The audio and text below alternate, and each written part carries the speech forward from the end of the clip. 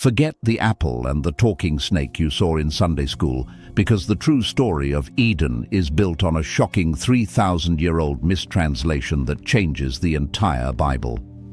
What if I told you the original Hebrew text reveals the serpent wasn't an animal at all, but a Nachash, a shining, divine, dragon-like being, and that Eve was never the weak victim we've been taught, but a warrior created specifically to destroy him? We are peeling back layers of forbidden history to expose the dark roles of the demon Lilith, the fallen angel Samael, and the Watchers in a cosmic war where humanity was the prize. This revelation transforms the fall of man from a simple mistake into a terrifying divine conspiracy that is still hunting you today. Welcome to Bible and Prophecy, where we uncover the truth others are afraid to touch. So before we expose the real identity of the shining deceiver, please smash that like button, subscribe, and share this video to help us spread the light, because you are about to discover why the enemy targeted Eve not for her weakness, but for her terrifying strength. You have walked the mental pathways of the Garden of Eden 1,000 times in your imagination, visualizing the lush, untouched greenery of a paradise lost, seeing the innocent figures of Adam and Eve existing in perfect harmony with their Creator. And inevitably, your mind drifts to that fateful moment near the Tree of Knowledge, where tradition has painted a very specific picture of a slithering reptile coiling around a branch, hissing lies with a forked tongue, a simple story of a woman, a snake, and a piece of fruit that we have accepted as the absolute truth since our earliest days in Sunday school. Yet what if I were to tell you that this comforting, familiar image is actually a veil obscuring a reality so much more profound and terrifying that it has been lost in translation for over 3,000 years? We are standing on the precipice of a historical mystery that requires us to be brave enough to look past the English translations in our hands and dive into the ancient, vibrating depths of the original Hebrew text of Genesis, which reveals that the entity we have dismissed as a mere animal was actually something far more complex. A revelation that threatens to dismantle the simplified versions of the Bible we have been fed and replace them with a narrative of cosmic warfare and supernatural intervention that changes the very definition of what it means to be human. When we examine the Hebrew word used to describe the tempter, Nachash, we discover that for centuries translators have chosen the most basic physical definition of serpent, effectively stripping the word of its spiritual power and mystery. But to the ancient Hebrew reader, Nachash was a word exploding with layers of meaning that painted a picture not of a beast of the field, but of a formidable power, because while it can function as a noun for a snake, its root operates as a verb meaning to practice divination, to whisper spells, or to decrypt hidden knowledge. And even more shockingly, as an adjective that translates to the shining one, or bright as polished bronze. A description that suddenly transforms the scene in the garden from a pastoral fable into a terrifying encounter with the divine. Imagine for a moment that you are Eve, standing in the dappled light of Eden, and you are not looking down at a creature crawling in the dirt, but rather you are looking up at a towering, radiant being, a figure of blinding light and bronze-like majesty, standing upright with an aura of wisdom and ancient power, an entity that did not just hiss but spoke with the melodic, hypnotic authority of a divine messenger, utilizing an intelligence that was described as crafty, not in the sense of a fox stealing a chicken, but in the sense of a high strategic intellect capable of weaving complex theological arguments to dismantle the command of God. This new understanding forces us to confront the reality that the temptation was not a moment of weakness involving a piece of fruit, but a clash of wills between the mother of all living and a member of the divine council who had gone rogue, a being who possessed the supernatural power of divination and an allure that was impossible to ignore, which fundamentally shifts our perspective on the fall of man from a story of simple disobedience to a story of a cosmic ambush where humanity was the target of a premeditated spiritual assassination. As we grapple with the identity of this shining one, the obvious answer that springs to the modern mind is Satan, the devil, the great adversary. Yet if you scour the pages of Genesis with a magnifying glass, you will find that the name Satan is entirely absent from the Garden of Eden narrative, a silence that is deafening once you realize it, because the association between the serpent and the devil is actually a theological bridge built thousands of years later, culminating in the book of Revelation, which finally identifies that ancient serpent called the devil, leaving us with a vast historical gap in which early Jewish and Christian thinkers wrestled with the terrifying question of who or what exactly destroyed paradise. Before the character of Satan was fully fleshed out in the New Testament as the singular embodiment of evil, ancient traditions and mystical texts pointed to other, more specific entities, shadows from the unseen world that have names and histories of their own, and chief among them is the chilling figure of Samael, a name that whispers from the pages of Jewish mysticism and means the venom of God, a title that suggests he is not merely a chaotic monster, but a function of the divine order gone terribly wrong. Samael is described in these ancient lore as a high-ranking archangel, a member of God's inner circle who serves a dual and terrifying purpose as both the seducer and the destroyer, the angel of death, who carries out the grim sentencing of the soul, effectively acting as a double agent in the celestial war, who is as beautiful as he is deadly, often metaphorically described as a rose with poisonous thorns. The legends surrounding Samael provide a motive for the temptation that is far more personal and vindictive than simple malice, suggesting that when God created Adam and commanded the angels to bow before this new creation of dust and breath, Samael's heart was consumed by a cold, burning jealousy, a refusal to serve a being he deemed inferior to his own fiery nature, leading him to descend to earth with a calculated plan to prove that humanity was unworthy of God's love.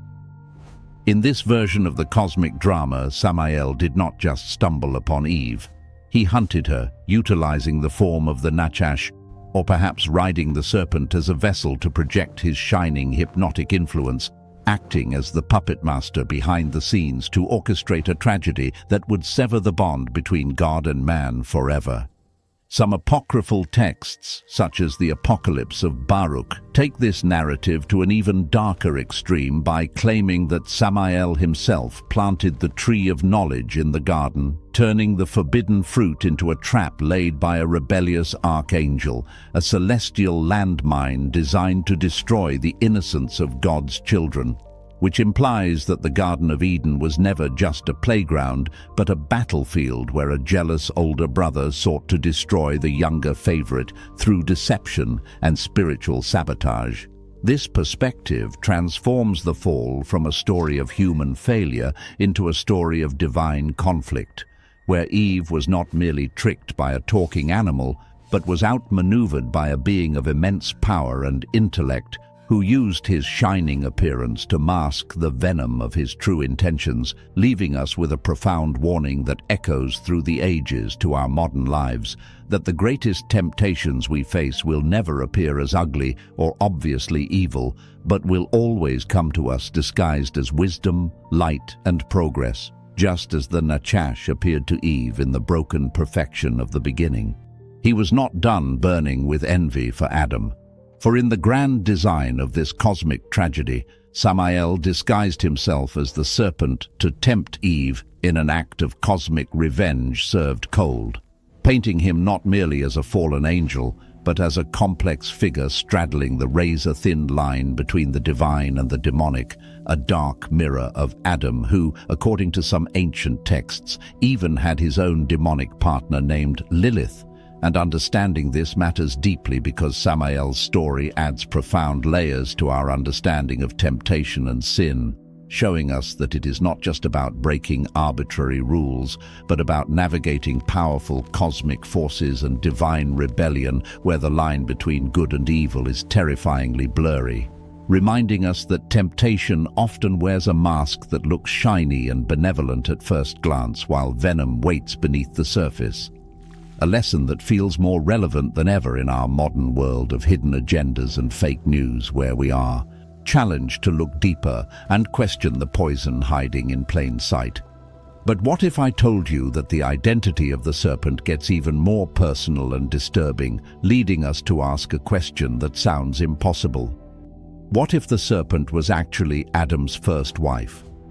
You might be thinking that Adam only had Eve, but buried in the forgotten lore of the ancient alphabet of Ben Sira lies the story of Lilith, a woman created not from Adam's rib, but from the same earth at the exact same time, making her his equal in every way. Yet trouble brewed in paradise not over fruit, but over power. For Lilith refused to be subservient to Adam, demanding to be treated as an equal partner in their life and decisions. And when Adam refused to budge, holding on to his hierarchy, Lilith made a bold and chilling move by speaking the unutterable name of God and fleeing the Garden of Eden, leaving paradise behind rather than submitting to inequality, a rebellion that transformed her in Jewish folklore from a strong-willed wife into a figure of terror linked to the night and dark deeds. But the story suggests her journey didn't end in exile, because many believe she returned to Eden in a twist of jealous rage, disguised as the serpent to destroy the happiness of her former husband and his new submissive wife Eve, a theory that gained such traction that even Michelangelo painted the serpent in the Sistine Chapel as a woman with a coiled tail, turning the fall of man into a tale of bitter revenge and the high price of treating someone as less than equal, asking us who better to tempt Eve than someone who knew the garden's secrets and had a score to settle, a story that challenges us to rethink the dynamics of power and gender that have echoed through history. And before we open the forbidden pages of the Book of Enoch to see yet another face of this shape-shifting enemy, I want to invite you to join our community of truth seekers by subscribing to Bible and Prophecy and hitting the like button, because the revelations we are uncovering are not just history, they are the keys to understanding the spiritual battles you face today. So please subscribe and let's dive deeper into a text that invalidates everything we have learned so far. The Book of Enoch, an ancient Jewish text excluded from most Bibles, introduces us to the Watchers, a group of rebel angels who defied God's plan, and among them is a fallen angel named Gadriel, who is explicitly named as the one who led Eve astray and showed the children of men the blows of death, a revelation that compels us to pause and think, for we are no longer talking about a clever animal or a scorned woman, but a being of immense power and divine knowledge. An angel who once stood in the presence of God, now using his intellect to dismantle humanity, which begs the terrifying question: if an angel could fall and use his power to deceive, was humanity just a pawn in a much larger celestial rebellion? Gadriel's story shifts the blame from human weakness to angelic manipulation, suggesting that Eve was outmatched by a being who had existed before the stars were born, and that Gadriel was punished and silenced for this act. Yet the most groundbreaking revelation hidden in the Hebrew text isn't about the villain, but about the victim, because for centuries we have believed Eve was tempted because she was the weaker vessel, a vulnerable woman easily swayed by a clever trick. But what if everything we thought about her role in Eden was wrong, and the serpent targeted her not because she was weak, but because she was the stronger threat? If we look at Genesis 2:18, where God says, "I will make a helper suitable for him," the Hebrew phrase used is Ezer Kenegdo, a term that has been tragically watered down to helper in English. But in the original language, Ezer is a word used to describe God himself when he rescues Israel from enemies, meaning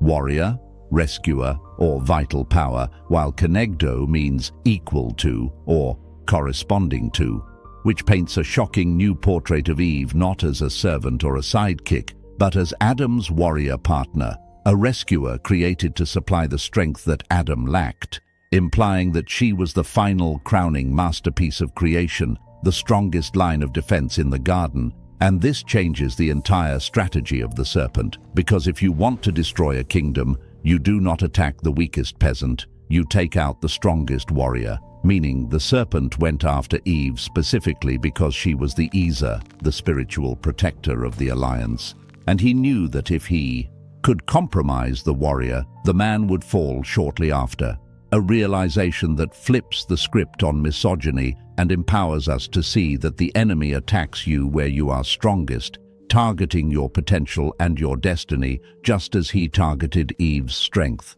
proving that the battle in Eden was a strategic military strike by the forces of darkness against the most powerful element of God's human creation. A truth that should make you walk with your head held high, knowing that you were designed for battle, not for defeat. If you were trying to disrupt God's perfect creation, who would you go after? The weakest link in the chain or the strongest defender standing at the gate? Because by tempting Eve, the serpent wasn't picking on someone vulnerable. It was trying to neutralize the greatest threat to its plan, aiming straight for the heart of the partnership God had created. A view that completely flips our understanding of gender roles in Genesis upside down and reveals that Eve wasn't a secondary character easily led astray, but a key player so important, so vital to the survival of the human race, that the forces of evil saw her as their primary target. And this isn't just about Eve, it is about all of us. For if Eve was chosen for her strength and not her weakness, what does that say about the role of women in God's plan? And what does it say about the spiritual partnerships he intends for us, implying that the story of Eden isn't just about a fall from grace, but about a cosmic battle with humanity, men and women together, standing at the center of a divine conflict, highlighting the incredible strength and responsibility God has entrusted to us all, which compels us to reconsider everything we thought we knew about our own roles in God's plan. Yet, as we stand amidst the shattered fragments of these ancient interpretations, trying to discern if the adversary was Satan, Lilith, Samael, or Gadriel, it can feel overwhelming and confusing. But let us try to understand it better by realizing that the serpent in Eden represents more than just a single historical entity. It acts as a mirror reflecting our own complex nature, showing us that temptation isn't simply a black and white battle of good versus evil, but a navigation of the blurry gray lines between the two.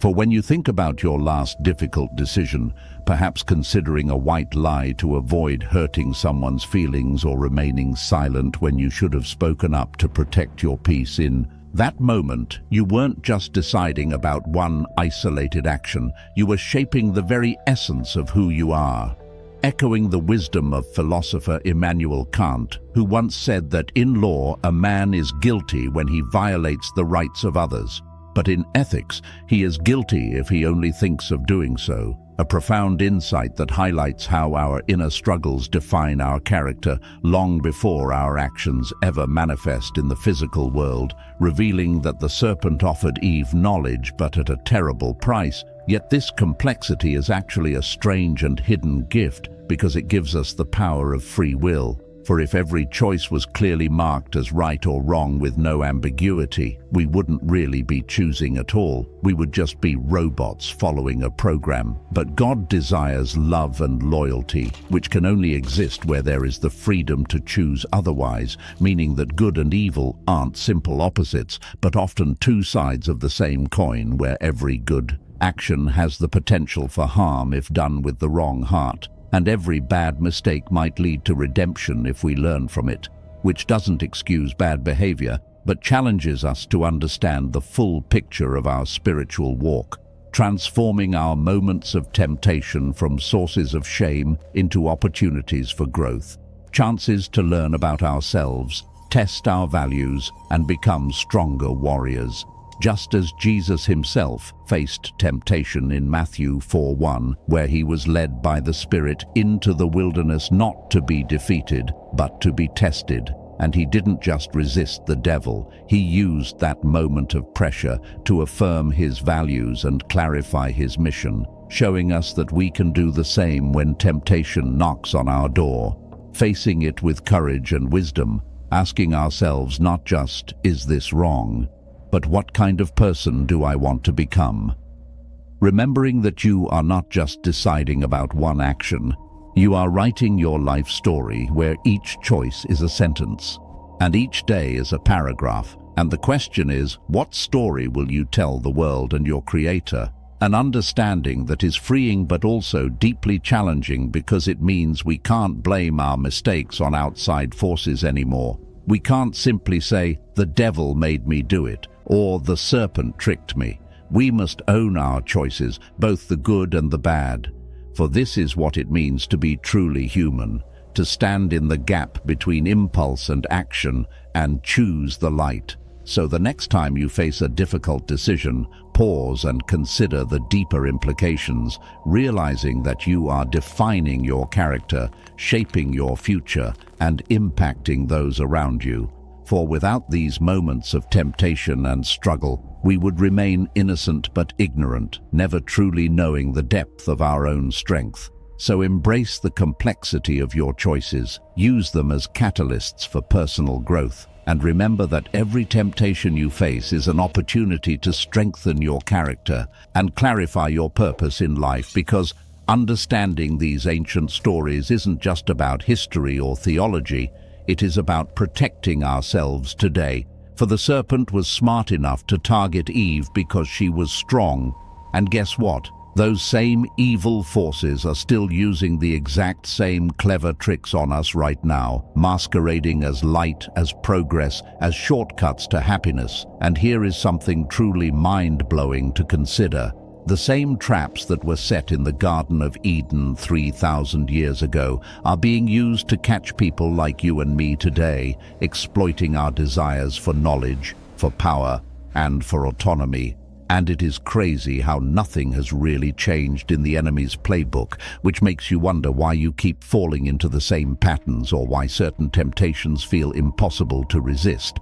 But there is a reason for that, a specific mechanism that the enemy uses, which I will reveal in full detail in our next video being displayed on your screen, right? Now, so do not miss out on this crucial knowledge that could protect you and your loved ones from the spiritual snares laid out for you.